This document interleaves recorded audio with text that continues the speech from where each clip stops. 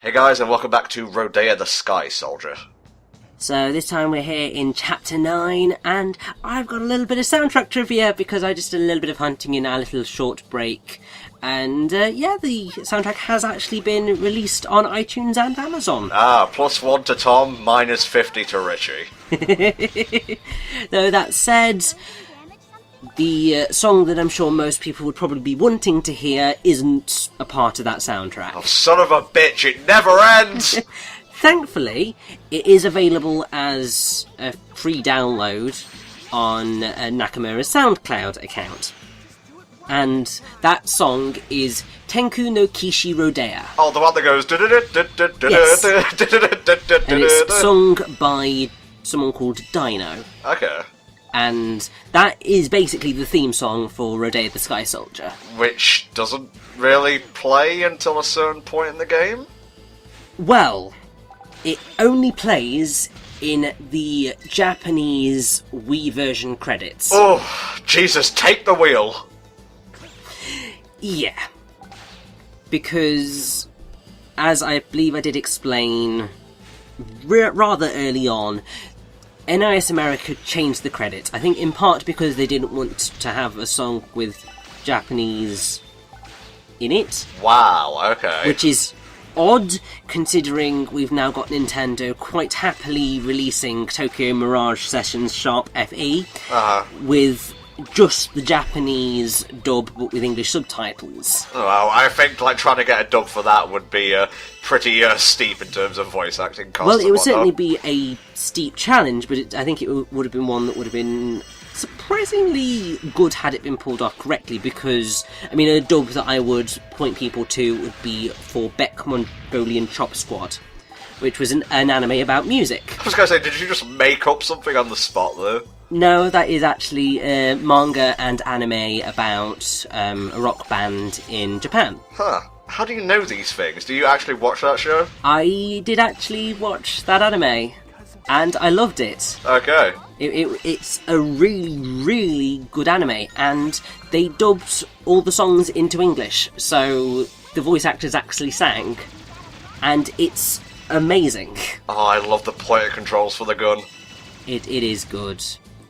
But, so you've got Nintendo quite happily having that Japanese dub, which is going to be filled with songs in Japanese. You've got games which I'm pretty sure NIS have probably published, which have Japanese songs in them. You have other Japanese games that will also have those songs in them that will have been absolutely fine in the transition to the English version.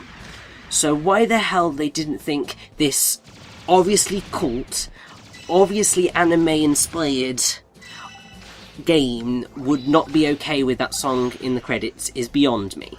What else have, NIS America done that may give us a little bit of a clue as to why they changed it? I'm pretty sure they are behind the Disgaea series. Another, super, Japanese kind of thing. Yep. Well, I mean, NIS Software, which is obviously the original main area, it's Disgaea, Lapicelle, Phantom Brave, that sort of stuff, and then obviously NIS America does the localization of that. Oh.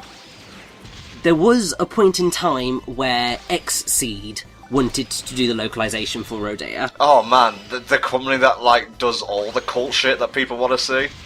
Yes. Such a based company. I know. Because, I mean, Xseed, let's just get the official things of what they have done. Because I know that they did, Pandora's Tower. Ah, okay. They did the dub for that game. One of the Rainfall 3? Yes.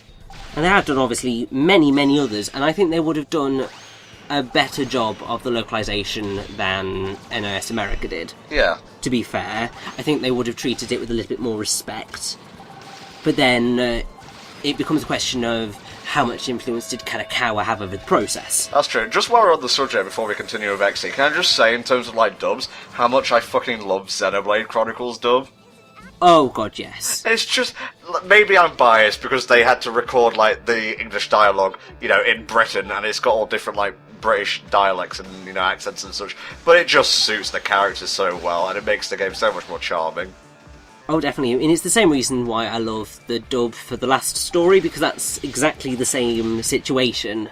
It's all British voice actors with quite a lot of regional accents in there. You've got a Scot, I'm pretty sure you have someone who's from round about Manchester, and it's great. This is the bit I remember having a lot of trouble with, oh my god. Yeah, this bit is rather cruel. And as you can see, I'm having a bit of grief with it myself. Damn, man. You're not going to die on screen, are you?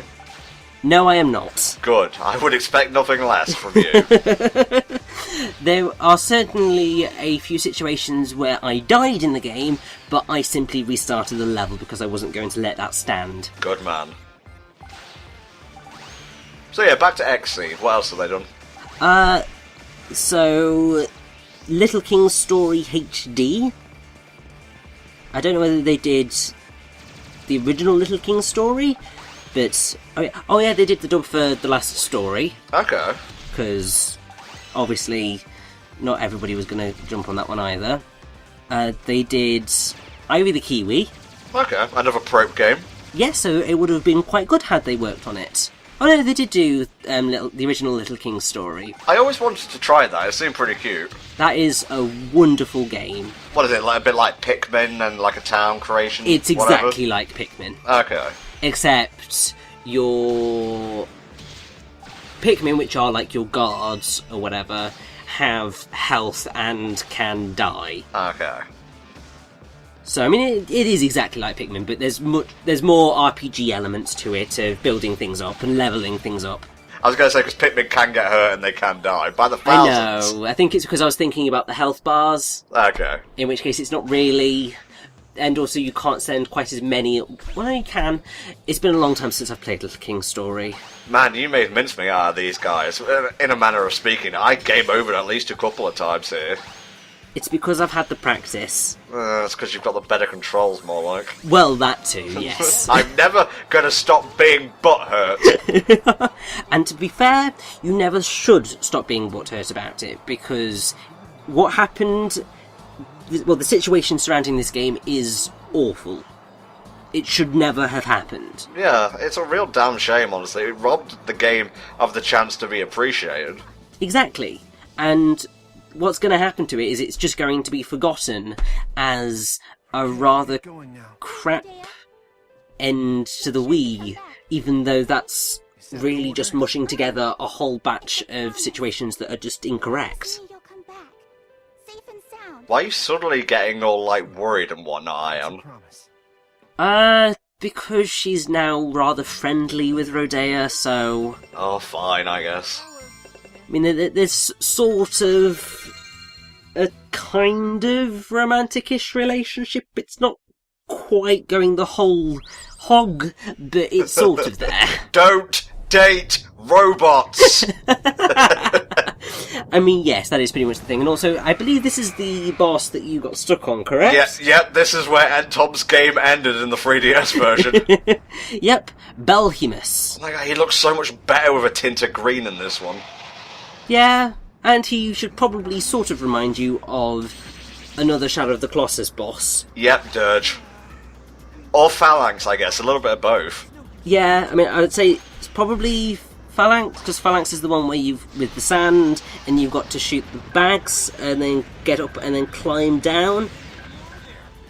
Am I correct in that one? Oh my, yeah, pretty much. This just was not happening for me in the 3DS one. I don't know if I'll ever be able to get past it, because it seems to, like, be pushing me to, like, get upgrades and whatnot, and I don't think you've done a lot of that, if, like, any, in this one. Is there even, like, a health upgrade system? No. It plays like an arcade game, so your health is entirely based on how many times you get hit. Like, it just seems like it's trying to, like, counteract the fact that the controls just aren't very good, so it's trying to, like, fluff out the length of the game, and trust me, it works. Well, I'm pretty sure that is entirely what it is doing. They went with a slower paced game for whatever reason. Yeah. Because they wanted you to explore more. Yeah. And they wanted you to level up more. And it's just like, why? This is quite evidently a game that is meant to be played in arcadey manner. Yeah, and good luck to you if you didn't get collectibles the first time around, because the game will not let you just go in, get what you want, and get out. No, you got to refinish the level. Exactly. This boss's design is really cool, though, I gotta admit. It is. He's not my favourite boss. My favourite boss is at the end of the next batch of... Oh, is it next? Yes, it's at the end of the next batch of 5 levels. Oh, the ever-forgetful Richie. It's because I was just like, is the next one the fire world or is it the ice world? It's definitely the fire world. I'm good with either, mate, elementally honest. But yeah, the next boss I absolutely adore. Man, you made that look so easy. Well, that's just because in this version he kinda is. Ah, that's a nice looking boss. Why doesn't mine look like that? The Belhemous, what the fuck is that? Oh, permanently butthurt. Yeah. Well, just laugh at the fact that for the longest time I thought his name was Belhemous. Ooh, this guy sorta looks cool. Oh yes, this is the R unit one that I thought you'd face, but obviously not because you hadn't beaten this boss. Comes right after it. Yeah. Okay guys, we'll see you next time for more Rodea the Sky Soldier. Bye for now.